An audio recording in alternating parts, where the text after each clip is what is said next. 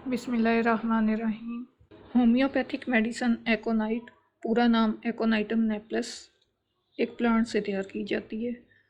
अगर इसका सोर्स देखें तो वो एक प्लांट है, एक पॉइजनस प्लांट, जहरीला पौधा जिससे ये मेडिसन तैयार की जाती है। इंसानी जिस्म पर इसका ज़्यादा असर जो नज़र आता है वो है सीरस मेम्ब्रेन्स पर और मस्कुलर टिश्यूज़ पर। इसके अंदर मेंटल और फिज़िकल दोनों तरह की हमें सिम्टम्स मिलती हैं, दोनों तरह की हमें अलामात मिलती हैं। अब हम हेड टू टो डिटेल्स में नहीं जाएंगे बल्कि ओवरऑल बात करेंगे। सबसे पहले मेंटल सिम्टम्स की बात कर लेते हैं। 3 ऐसे अल्फाज हैं जो इसकी मेंटल सिम्टम्स को रिप्रेजेंट करते हैं: फियर, एंजाइटी एंड रेस्टलेसनेस। ये खौफ पाए जाते हैं इसके अंदर, और खौफ भी एक्सट्रीम लेवल के। फियर ऑफ डेथ, मरने का खौफ। बाकी खौफ इससे रिलेट करते हैं, जैसे रोड क्रॉस करने का खौफ, रोड क्रॉस करते हुए डरेगा डेथ ना हो जाए।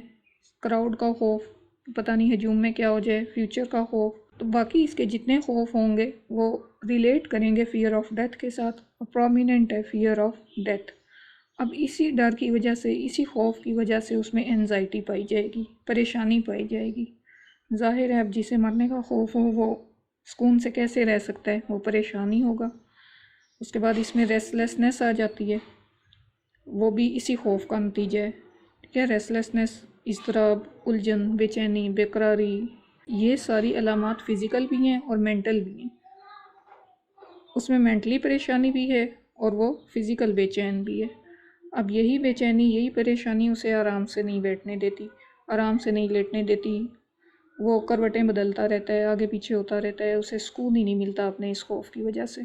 ये जो हैं ये मेंटल सिम्टम्स हैं प्रोमिनेंट, जो एकोनाइट के पेशेंट में मिलेंगी। अब हम सेंसेशंस की बात कर लेते हैं। जिस तरह हमने 3 उसकी मेंटल सिम्टम्स की बात की, उसी तरह 3 सेंसेशंस हैं जो इसको रिप्रेजेंट करती हैं। अब इसमें बर्निंग सेंसेशन है, टिंगलिंग सेंसेशन है और नमनेस है। जलन का एहसास है इसके अंदर। बर्निंग सेंसेशन, जलन का एहसास। ठीक है, टिंगलिंग, सरसराहट महसूस होती है उसको अपने जिस्म के अंदर, ऐसे जैसे चींटियाँ रेंग रही हैं। और नमनेस, सुन होने का एहसास, जैसे उसके जिस्म का कोई हिस्सा सुन हो रहा है, कोई टांग, कोई बाजू, हाथ, पाँव, सुन होने का एहसास है। और इन सेंसेशंस के साथ बुखार होगा। और एकोनाइट के मरीज़ के बुखार में प्यास मौजूद है। अब आगे 3 और अल्फाज हैं: कोल्डनेस, स्टिफनेस और अनबियरेबल पेन। ठंडक का एहसास, बुखार है, बुखार में सर्दी लगेगी। बुखार नहीं है तब भी मरीज़ को सर्दी महसूस होगी, तो इसके अंदर सर्दी पाई जाती है। स्टिफनेस है, खिंचाव। ये खिंचाव नर्वस सिस्टम में है, जिसकी वजह से मेंटल सिम्टम्स मिलेंगी, फियर्स मिलेंगे। ब्लड वेसल्स में है तो सर्कुलेशन पर इफ़ेक्ट आएगा। मसल्स में है तो नमनेस और पैरालिसिस सामने आएगा। नर्व्स पर है तो पेन मिलेंगे, और इसके पेन भी अनबियरेबल हैं। जहाँ पर भी नर्व्स इन्वॉल्व होंगी वहाँ पर पेन इनटॉलरेबल होंगे, अनबियरेबल होंगे, नाकाबिले बर्दाश्त होंगे। अब हमने कुछ मेंटल सिम्टम्स देखी, कुछ सेंसेशंस देखी, और उसके बाद हमने उसके पेन्स वगैरह देखे। अब सवाल ये है कि ये सब कुछ क्यों होगा।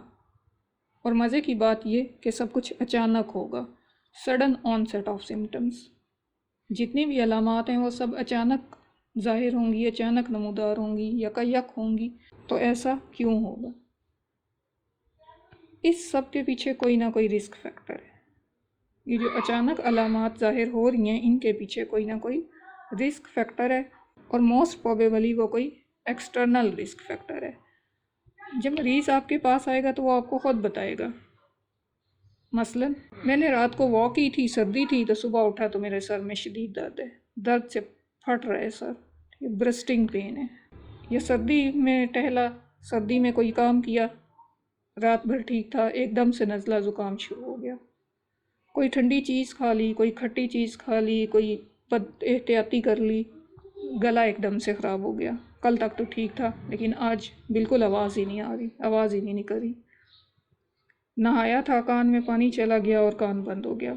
अब या तो सुनाई नहीं दे रहा या कम सुनाई दे रहा है, कान में सीटी की आवाज़ आ रही है।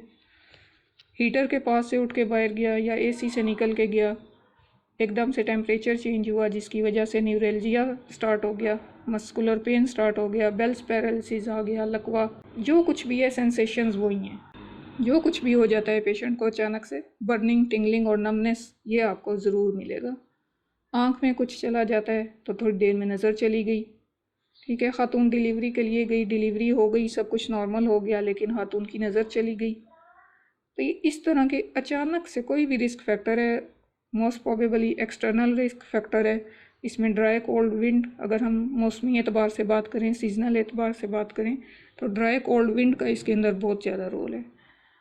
कोई ना कोई फैक्टर होगा जिसकी वजह से सडन ऑनसेट ऑफ सिम्टम्स है, अचानक से अलामात आ जाती हैं और एक्सट्रीम लेवल की अलामात आ जाती हैं। अब होता क्या है, ह्यूमन बॉडी का एक मैकेनिज़्म है, जब भी कुछ अनयूजुअल होगा ह्यूमन बॉडी के साथ, ये एक्सटर्नली और इंटरनली रिएक्ट करेगी, ठीक है। और इसी रिएक्शन को इनवॉलेंट्री रिएक्शन कहते हैं। मसलन हाथ किसी गर्म चीज़ से टकराएगा तो खुद बहुत पीछे हट जाएगा, ठीक है, आपके सोचे समझे बगैर। पाँव नोकीली चीज़ पे आ जाता है तो अभी आप सोच ही रहे होंगे कि ये क्या हो गया और बॉडी रिएक्ट कर चुकी होगी, पाँव आपका खुद बहुत पीछे हट चुका होगा। ये सब कैसे होता है? न्यूरॉन्स के थ्रू। ब्रेन कंट्रोल कर रहा होता है, मैसेज न्यूरॉन्स के थ्रू ब्रेन तक जाएगा और ब्रेन से रिएक्शन न्यूरॉन्स के थ्रू सेकंड से भी कम वक्त में पहुंचेगा और बॉडी रिएक्शन कर लेगी, और उस रिएक्शन के बाद आपको समझ आएगा कि हुआ क्या है। तो इसको कहते हैं इनवॉलेंट्री रिएक्शन। तो अब एकोनाइट के मरीज़ के साथ भी यही हो रहा है, कोई ना कोई एक्सटर्नल फैक्टर है जिसके लिए बॉडी प्रिपेयर नहीं है। जैसे शार्प लाइट पड़ी एकदम से आंखों में, रिएक्शन क्या हुआ, आंख ब्लिंक करेगी, लेकिन लाइट एक हद से ज़्यादा शार्प है। कान के साथ कोई अनबेरेबल आवाज़ टकराई जिसके लिए कान तैयार नहीं था। ठंडी हवा में पेशेंट चला गया, गर्म कपड़े नहीं पहने हुए, कुछ खा पी लिया ऐसा ठंडा जिसके लिए उसका जिस्म तैयार नहीं था, उसका गला तैयार नहीं था। सर्दी से गर्मी में चला गया, गर्मी से सर्दी में चला गया। ये सब एक्सटर्नल फैक्टर्स है और ब्रेन को मैसेज कन्वे होगा कि कुछ ना कुछ गलत हो रहा है, कुछ ना कुछ डिस्टर्बेंस है। अब ब्रेन को जो मैसेज कन्वे हुआ वो एग्रेसिव लेवल का मैसेज कन्वे हुआ। ब्रेन ने क्या किया, रिएक्ट किया उसको कंट्रोल करने के लिए। जाहिर है ब्रेन हेडक्वार्टर है बॉडी का, ब्रेन ने रिएक्ट करने के लिए ऑर्डर्स पास किए। अब ब्रेन को क्योंकि एग्रेसिव लेवल का मैसेज कन्वे हुआ था, ब्रेन ने एग्रेसिव लेवल के ऑर्डर्स इशू कर दिए। अब वो ऑर्डर्स किसी भी फॉर्म में हो सकते हैं। अब जैसे आंख में कुछ चला जाए तो आंख में आंसू आ जाते हैं। अब यहाँ पे ये रोल प्ले कर रहे हैं लैक्रिमल ग्लैंड्स, आंसू बनाने वाले जो ग्लैंड्स होते हैं वो स्क्रीशन कर रहे हैं। इसी तरह से जितने भी बॉडी के वाइटल ऑर्गन्स हैं इनकी कवरिंग होती है, मेम्ब्रेन्स। रेस्पिरेटरी सिस्टम है तो म्यूकस मेम्ब्रेन्स हैं, इसी तरह से सीरस मेम्ब्रेन्स होती हैं। ब्रेन के लिए मेनिंजेस होती हैं, पेरिकार्डियम होती है हार्ट को प्रोटेक्ट करने के लिए। तो ये जो डिफरेंट मेम्ब्रेन्स हैं इनके थ्रू प्रोटेक्शन होगी, डिफरेंट सक्रीशंस के थ्रू होगी, एंजाइम्स कोई इस तरह से बन रहे हैं, लीवर पे इफेक्ट, टॉक्सिन्स हैं कोई तो बाइल प्रोडक्शन पे असर पड़ जाएगा, मिनरल्स के लेवल पे असर पड़ेगा। जिस भी किस्म का एक्सटर्नल फैक्टर है, जिस भी किस्म का मैसेज ब्रेन को पहुंचा, ब्रेन प्रोटेक्ट करने के लिए रिएक्ट करेगा उसी हिसाब से। अब ब्रेन में भी एक हलचल मच गई, क्या कि बहुत ही एक्सट्रीम किस्म का कोई फैक्टर आ गया। अब यही वजह बनेगी फियर की, ठीक है। अचानक से कुछ हो जाए, अब लाइफ है या डेथ है। अब अचानक से कुछ हो गया, अचानक से एक्सटर्नल फैक्टर आ गया तो फियर ऑफ डेथ क्रिएट हो गया, लाइफ के बाद डेथ। अब यही डेथ का खौफ जो है ये बेचैनी ले आएगा, बेचैनी की फिर अब खौफ की जितनी भी अलामात हैं वो आपको एकोनाइट में मिलेंगी, ठीक है। खौफ से वॉमिटिंग होगी, किसी की भी किस्म की हो सकती है, ब्लडी हो सकती है, बिलरुई हो सकती है, उसमें खून होगा या बाइल होगी, म्यूकस होगा, डिपेंड करता है अगेन फिर के किस किस्म का रिस्क फैक्टर था। इसी तरह से जो स्क्रीशंस हैं चेंज होंगी, जो एक्सक्रीशंस हैं वो या तो, अब यूरिन की हम बात करें तो या तो प्रोफ्यूज यूरिनेशन हो जाएगी या यूरिन की रिटेंशन हो जाएगी, ज़्यादा आएगा या रुक जाएगा। इसी तरह से बाकी एक्सक्रीशन भी डिस्टर्ब होंगी, उनकी या तो सप्रेशन हो जाएगी या वो प्रोफ्यूज़ हो जाएंगी। फिर हार्ट बीट इंक्रीज़ हो जाएगी, टैकीकार्डिया, पैल्पिटेशन स्टार्ट हो जाएगी, नींद डिस्टर्ब हो जाएगी, नींद नहीं आती, आती है तो उसमें डरावने ख्वाब आते हैं, मौत का खौफ है तो डरावने ख्वाब आएंगे। अब जितनी भी अलामात आप खौफ की कह सकते हैं वो सब आपको एकोनाइट के अंदर मिलेंगी। तो जब आप पढ़ते हैं एकोनाइट को तो उन अलामात को रिलेट करें तो वो सारी खौफ के साथ जाके मिलती हैं।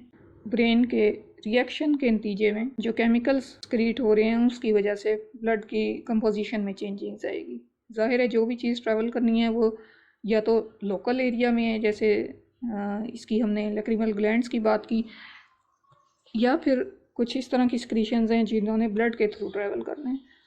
अब ब्लड की कंपोजिशन में चेंजिंग्स आएंगी तो ये सेंसेशंस आएंगी, सुसराहट का एहसास आएगा, नमनेस आएगी। इसकी एग्जांपल आप ऐसे ले लें कि जो ब्लड ट्रांसफ्यूजन कराते हैं, ब्लड लगने के बाद इन्हें यही एहसास होता है कि उनके जिस्म के अंदर चींटियाँ रेंग रही हैं, हालांकि ब्लड है जो ऑलरेडी उनकी बॉडी में ट्रैवल कर रहा है, लेकिन चूँकि एक्स्ट्रा ब्लड उनके अंदर जा रहा है जिसकी वजह से जो अभी बॉडी तैयार नहीं है, बॉडी के लिए अनयूजुअल है, तो उनको ये एहसास होता है। इसी तरह से फिर स्टिफनेस का एहसास आ जाएगा, स्टिफनेस खिंचाव आएगी। अब इसकी एग्जांपल ऐसे लें कि अभी कोरोना की वैक्सीन तकरीबन सब ने ही लगवा ली। अब कोरोना की वैक्सीन लगवाने के बाद कुछ लोगों को तो कुछ भी नहीं होता। ये वो लोग हैं जिनका इम्यून सिस्टम स्ट्रॉन्ग है, उनकी बॉडी ने उसको फ़ौरन एडजस्ट कर लिया। कुछ लोगों को पेन होता है उस जगह पर जहाँ पर इंजेक्शन लगा है, थोड़ी देर के लिए पेन होगा, उसके बाद वो ऑटोमेटिकली ठीक हो जाएगा। अब कुछ लोगों का बाजू अकड़ जाता है, ये स्टिफनेस है, और यही स्टिफनेस एकोनाइट के अंदर है। और कुछ को तो बुखार आ जाता है। अब यही रिएक्शन एकोनाइट में आ रहे हैं, स्टिफनेस आ रही है, फीवर आ रहा है, ये नमनेस आ रही है। ये बॉडी के रिएक्शंस हैं। हालांकि वैक्सीन तो इम्यूनिटी को बूस्ट करने के लिए लगाई गई थी, लेकिन क्योंकि वो एक्सटर्नल फैक्टर था तो इस वजह से बॉडी ने उसका रिएक्शन शो किया। अच्छा, अब ये तो चीज़ क्लियर हो गई कि ये चीज़ें होती क्यों हैं, कोई एक्सटर्नल फैक्टर है और ये सब कुछ एक्सटर्नल फैक्टर का नतीजा है। अब ये ड्रग पिक्चर थी एकोनाइट की। अब इस कंडीशन में अगर पेशेंट आता है आपके पास और उसको एकोनाइट दी जाती है तो एकोनाइट क्या करेगी?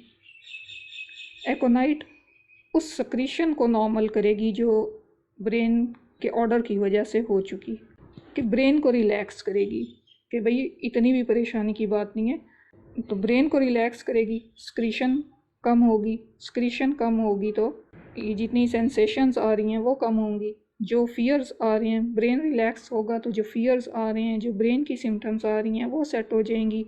तो इस तरह से जहनी और जिस्मानी दोनों तरह से पेशेंट क्योर होगा। अच्छा, अब ये चीज़ जहन में रखने वाली है कि एकोनाइट के अंदर सारी सिम्टम्स सडन होती हैं, अचानक से आती हैं।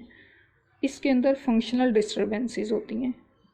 ठीक है, फंक्शनल डिस्टर्बेंसेस क्या हैं? सर्दी लगी, नज़ला फ्लू शुरू हो गया, सर में दर्द हो गया, एक्सक्रीशंस कम हो गई, सेंसेस में फ़र्क आ गया, विजन, हेयरिंग। पैथोलॉजिकल डिस्टर्बेंसेस नहीं मिलेंगी इसके अंदर। पैथोलॉजिकल डिस्टर्बेंसेस किस तरह की हैं? हाइपरट्रॉफी है, हाइपोट्रॉफी है, डीजेनरेशन हैं, इस तरह की सडन नहीं होंगी चीज़ें।